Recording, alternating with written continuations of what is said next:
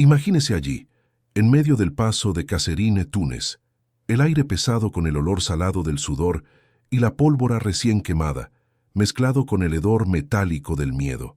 El suelo temblaba, no por un terremoto, sino por el avance inexorable de las divisiones Panzer alemanas, una fuerza de destrucción imparable que parecía aplastar todo a su paso. Para los aliados, acorralados y desmoralizados, aquello no era solo una batalla, era un abismo. Una derrota aquí significaría un golpe devastador, tal vez irreversible, para toda la campaña en el norte de África. Y en medio del caos surgió un hombre improbable, de postura encorvada y mirada distante, que parecía más un académico perdido entre los escombros de la guerra. Su nombre, Elias Vance. ¿Y su idea? Bueno, fue recibida con poco más que carcajadas y miradas de desprecio, una innovación tan loca que parecía desafiar la propia lógica militar. Pero quédese hasta el final, porque lo que sucedió después conmocionó a todos, cambiando el curso no solo del paso de Kasserine, sino de la guerra misma. El año era 1943 y el norte de África se había convertido en un caldero de estrategias y sacrificios.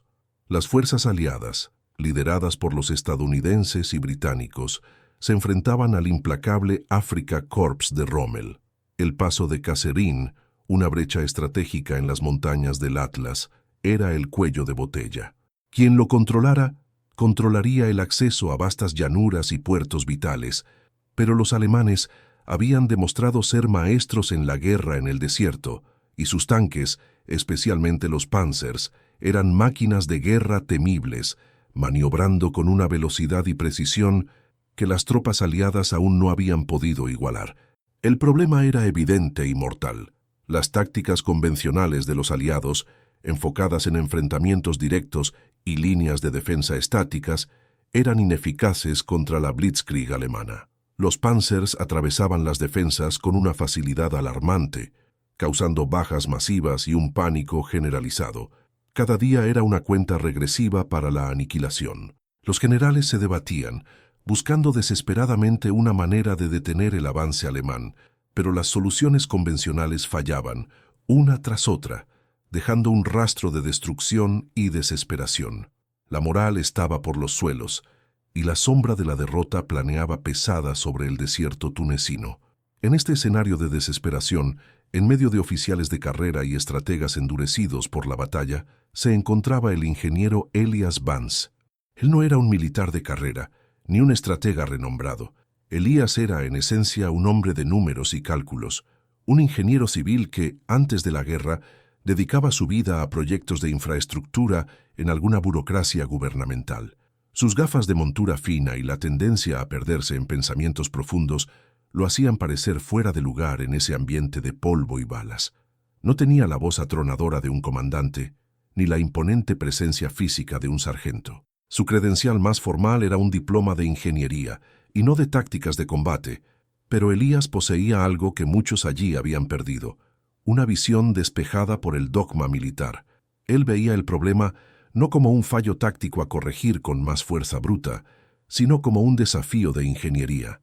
Mientras otros se concentraban en dónde posicionar más tanques o artillería, Elías observaba la vulnerabilidad de los Panzers en relación con el terreno, su velocidad y su ruta.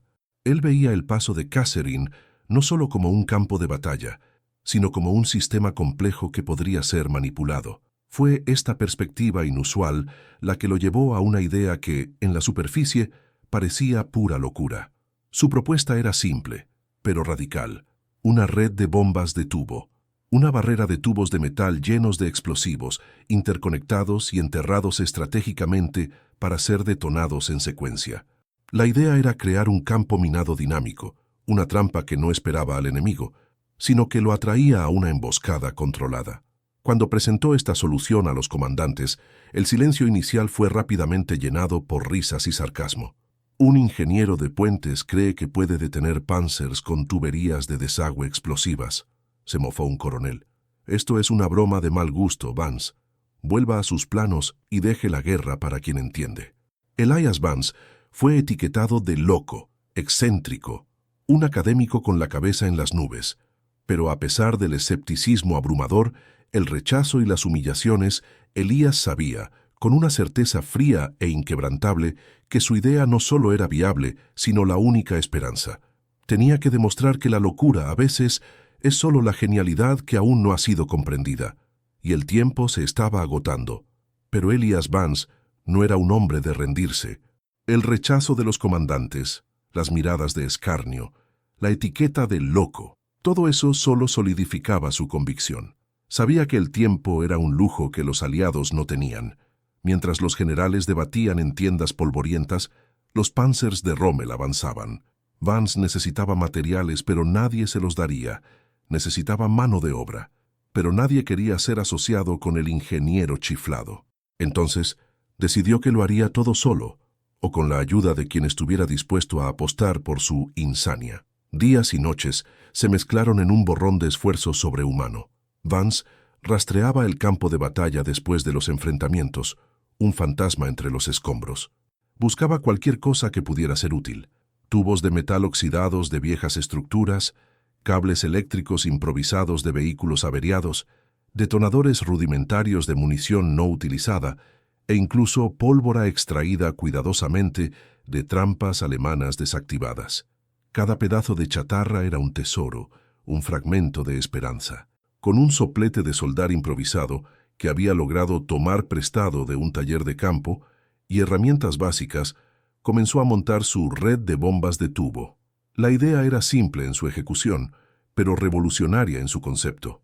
Vance planeaba enterrar los tubos en líneas transversales a lo largo de las rutas probables de avance de los Panzers. Dentro de cada tubo, una carga explosiva, conectada por cables a un sistema de detonación secuencial. No sería un campo minado estático, sino una trampa activa, accionada por observadores en puntos estratégicos. El objetivo era crear una ola de explosiones que no solo dañaría los tanques, sino que los desorientaría, los forzaría a detenerse o a cambiar de ruta, exponiéndolos al fuego antitanque aliado. Era una sinfonía de destrucción planificada, donde cada nota, cada explosión, sería un golpe contra el avance enemigo.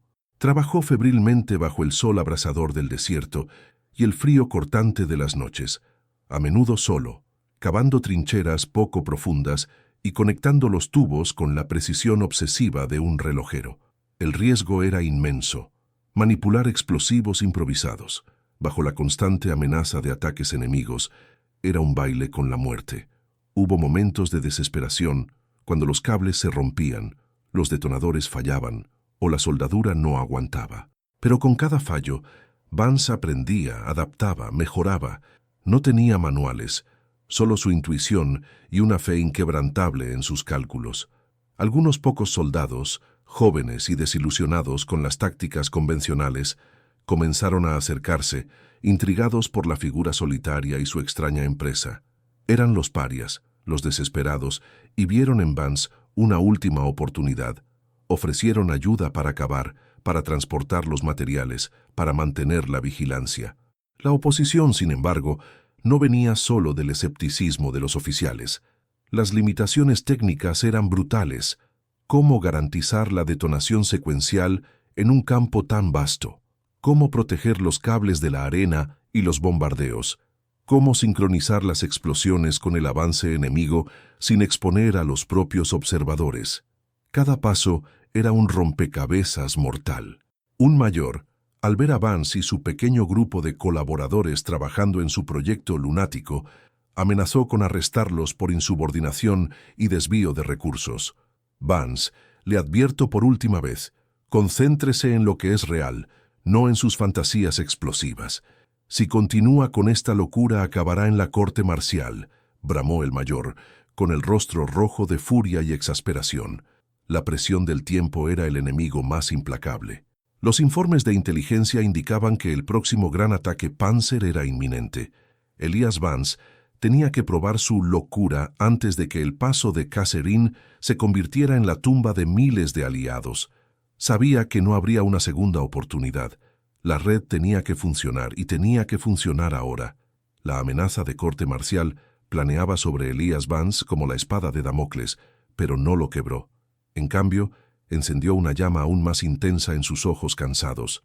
Las palabras del mayor llenas de escarnio y autoridad, resonaron en el desierto, pero para Vance eran solo ruido. «No lo entienden», murmuró a su pequeño grupo de voluntarios mientras el mayor se alejaba, bufando. «No necesitan entenderlo, solo necesitan que funcione». Su determinación era un faro en la oscuridad del escepticismo. Sabía que la única forma de silenciar a los críticos era con resultados, y esos resultados estaban a punto de forjarse en el fuego de la batalla. No había tiempo para discusiones ni para excusas. El único lenguaje que importaba ahora era el de la acción. Las horas siguientes fueron un frenesí de actividad. Bajo el manto de la noche, que ofrecía cierta protección contra los observadores enemigos e, irónicamente, contra los propios aliados, Vance y su equipo trabajaron sin parar. Cada tubo era cuidadosamente enterrado, cada cable meticulosamente conectado. La arena, antes un tormento, se convirtió en su aliada, camuflando la intrincada red que se extendía por kilómetros a lo largo de las rutas de avance más probables. Con cada junta soldada, con cada detonador posicionado, Vance sentía que la red cobraba vida, una telaraña invisible de destrucción esperando ser activada. No era un general moviendo piezas en un mapa, sino un maestro orquestando una sinfonía de explosiones. Los pocos soldados que lo ayudaban, hombres que habían sido degradados, marginados o simplemente olvidados, veían en Vance no a un loco, sino a un líder con una visión, una última esperanza. Confiaban en ese ingeniero de gafas finas más que en cualquier oficial de alto rango. La tensión era palpable. La radio de campaña, mantenida en volumen mínimo, chisporroteaba con informes alarmantes. Los Panzers se estaban reagrupando. El ataque era inminente. El sonido distante de motores pesados comenzó a resonar en el desierto, creciendo en intensidad, como el latido del corazón de un gigante acercándose. Vance posicionó a sus observadores en puntos estratégicos, cada uno con una radio y un detonador manual, la instrucción clara: esperar la señal, esperar el momento justo. Él mismo asumió una posición elevada, con un par de binoculares polvorientos, el viento azotando su rostro, los ojos fijos en la línea del horizonte, donde la oscuridad de la noche comenzaba a ceder paso al gris pálido del amanecer. El amanecer no traería luz, sino fuego. Y entonces surgieron, primero, solo siluetas distantes, luego, formas robustas y amenazadoras. Una vanguardia de Panzers, liderada por un tanque pesado, avanzaba con una arrogancia silenciosa, sus cañones apuntando al frente, indiferentes a lo que les esperaba. El suelo comenzó a temblar con el peso de las máquinas de guerra. El aire se hizo denso con el olor a diésel y la expectativa de la muerte. El corazón de Vance latía fuerte, pero su mente estaba fría, calculadora. Esperó, los dedos apretando el detonador, la garganta seca. «Más cerca», murmuró para sí mismo, «que se acerquen más».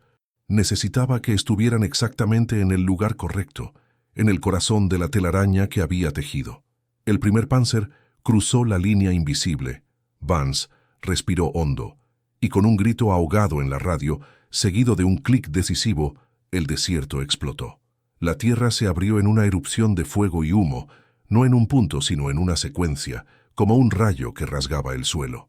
El Panzerleader fue lanzado por los aires como un juguete, su oruga destruida, su torreta girando descontroladamente.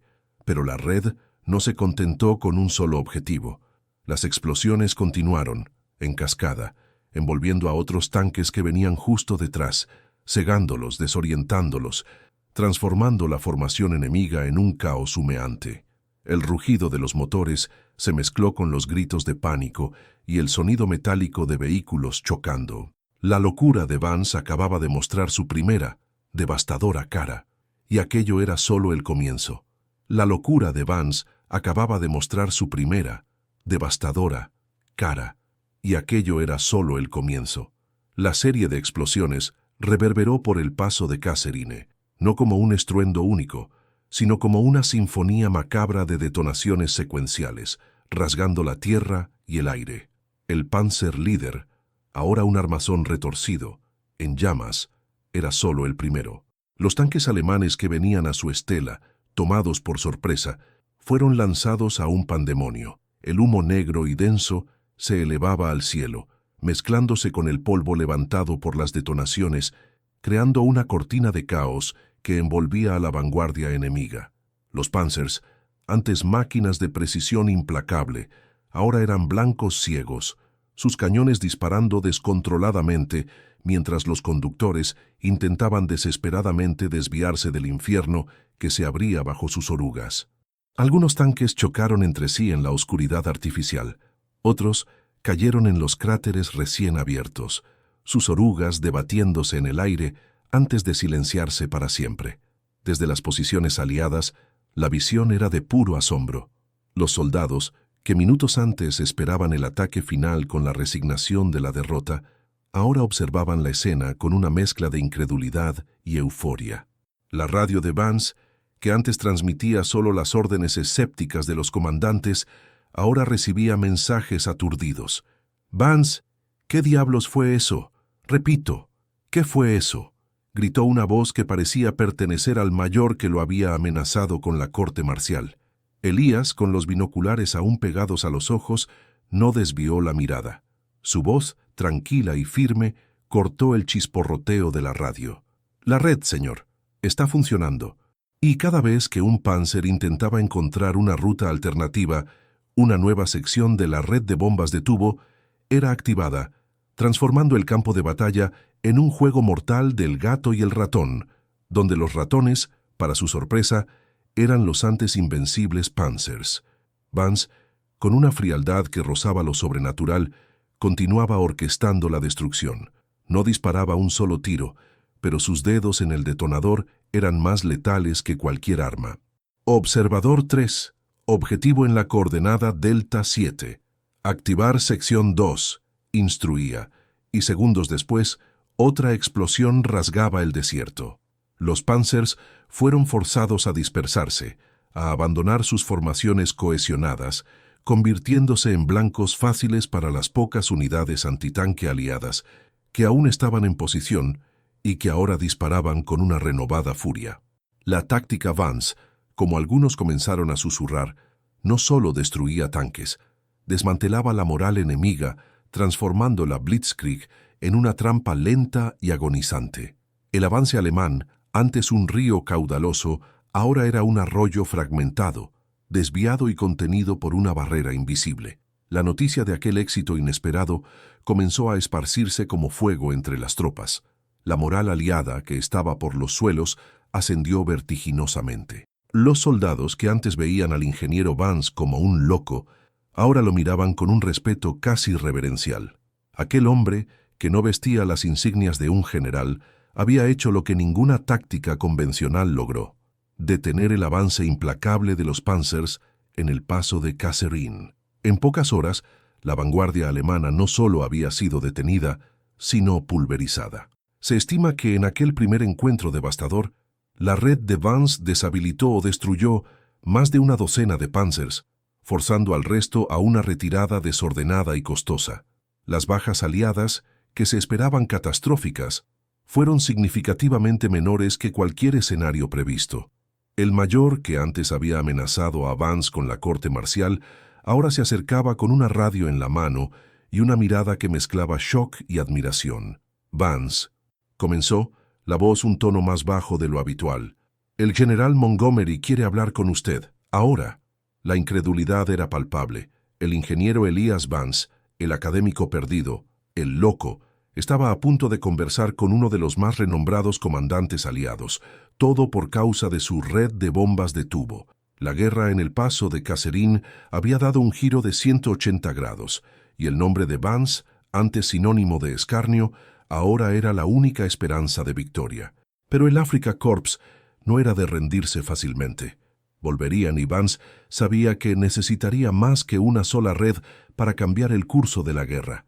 La verdadera prueba de su locura apenas estaba comenzando, y el desierto aún guardaba muchos secretos y peligros para aquellos que se atrevían a desafiar las convenciones. La locura de Vance acababa de mostrar su primera, devastadora, cara. Y aquello era solo el comienzo. La voz del mayor, antes cargada de furia, ahora temblaba con una mezcla de shock y algo que rozaba el respeto. «Vance, El general Montgomery quiere hablar con usted. Ahora.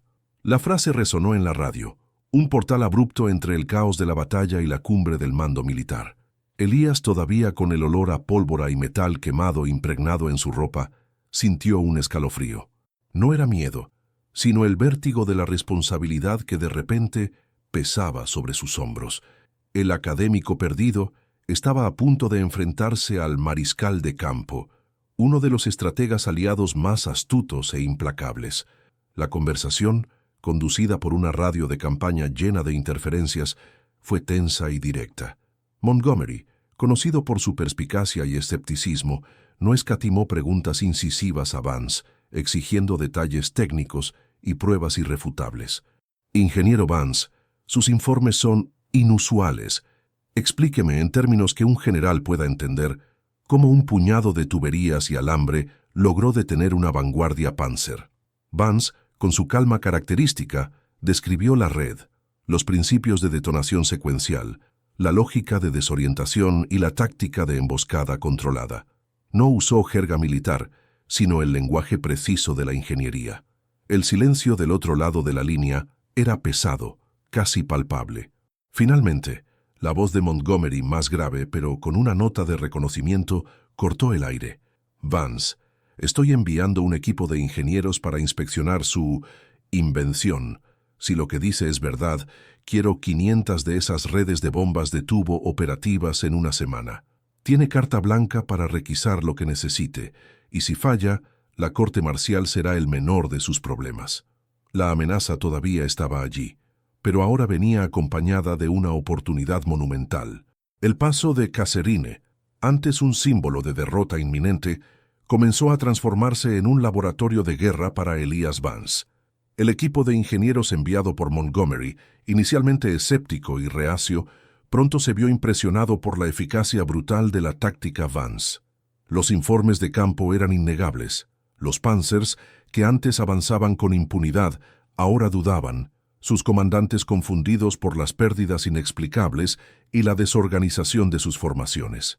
La red de Vance no era solo un arma defensiva, era un arma psicológica, plantando la duda y el miedo en las mentes de los enemigos. Pero la orden de Montgomery de 500 redes en una semana era un desafío hercúleo. Vance ahora tenía autoridad, pero los recursos aún eran escasos y el tiempo un enemigo implacable. Se vio liderando no a un pequeño grupo de parias, sino a cientos de soldados e ingenieros, muchos de los cuales todavía lo miraban con desconfianza, pero obedecían por orden superior. La logística era una pesadilla. Encontrar suficientes tubos de metal, adaptar explosivos, fabricar detonadores confiables a gran escala. Vance dormía pocas horas, corriendo entre los frentes de trabajo, supervisando, enseñando, improvisando. Transformó depósitos abandonados en talleres improvisados, utilizando chatarra de vehículos destruidos, tuberías de agua oxidadas e incluso minas alemanas desactivadas como materia prima. Los alemanes, por su parte, no tardaron en reaccionar.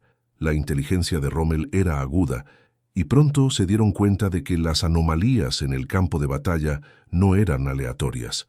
Comenzaron a enviar equipos de reconocimiento especializados para identificar y desactivar las redes.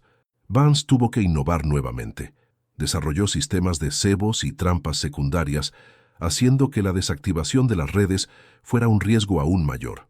A veces, los alemanes intentaban flanquear las áreas protegidas, pero Vance, con su intuición casi profética para las rutas enemigas, ya había plantado nuevas redes en puntos estratégicos, transformando cada movimiento enemigo en un paso hacia otra emboscada. Con cada día que pasaba, la táctica Vance se hacía más sofisticada, más letal. No era solo una red, era una filosofía de combate, un sistema que transformaba el propio paisaje en un aliado mortal. Los Panzers, antes el terror del desierto, ahora se movían con cautela, sus comandantes divididos entre el avance y la preservación de sus preciosas máquinas. El paso de Kasserine, que parecía condenado, estaba siendo defendido no por la fuerza bruta, sino por la discreta genialidad de un ingeniero. La marea estaba cambiando, y Elías Vance, el loco, estaba en el centro de ese giro, demostrando que las mejores ideas, las más salvadoras, nacen a menudo donde menos se espera, en medio del caos y la desesperación, desafiando todas las convenciones. Y el impacto de esta locura aún estaba lejos de ser comprendido totalmente. La táctica Vance no solo contuvo el avance alemán en Kasserine, lo revirtió. Después de semanas de combates feroces, donde cada avance Panzer era recibido por una nueva e impredecible red, las divisiones de Rommel fueron forzadas a una retirada estratégica, con pérdidas significativas y la moral afectada. La ingenuidad de Vance había costado a los alemanes no solo cientos de vehículos y miles de vidas, sino la iniciativa vital en el norte de África. El general Montgomery, antes escéptico, ahora lo elogiaba abiertamente, y la red de bombas de tubo fue rápidamente estudiada y replicada, adaptada para otros frentes de batalla, salvando innumerables vidas aliadas a lo largo del conflicto. La historia susurra que incluso generales como Eisenhower tomaron conocimiento de la locura que se convirtió en la salvación de Kasserine. Tras la victoria en el norte de África y el fin de la guerra, el ingeniero Elias Vance desapareció tan discretamente como surgió. No buscó la gloria, rehusó honores militares grandiosos y regresó a su vida civil, probablemente a una oficina en alguna burocracia, dedicándose nuevamente a proyectos de infraestructura. Él fue el héroe improbable que no deseaba ser recordado, solo haber hecho su parte. Su invención, aunque crucial, permaneció en gran parte un secreto de campo, una táctica brutalmente eficaz que no encajaba en los manuales de guerra convencionales, una nota a pie de página en el gran tapiz de la historia militar. Pero la lección de su vida resuena poderosa hasta hoy. La genialidad puede surgir en los lugares más inesperados, a menudo disfrazada de locura. La persistencia vence al escepticismo más arraigado. Las soluciones simples, en las manos correctas, tienen el poder de desmantelar la complejidad más imponente. La historia de Elias Vance es un testimonio de que la verdadera victoria reside no solo en la fuerza bruta, sino en la valentía de pensar diferente, en la capacidad de ver lo extraordinario en lo ordinario y en la inquebrantable fe en una idea, por muy loca que parezca. Que su historia nos inspire a buscar soluciones, donde otros solo ven obstáculos, y a nunca subestimar el poder de una mente innovadora.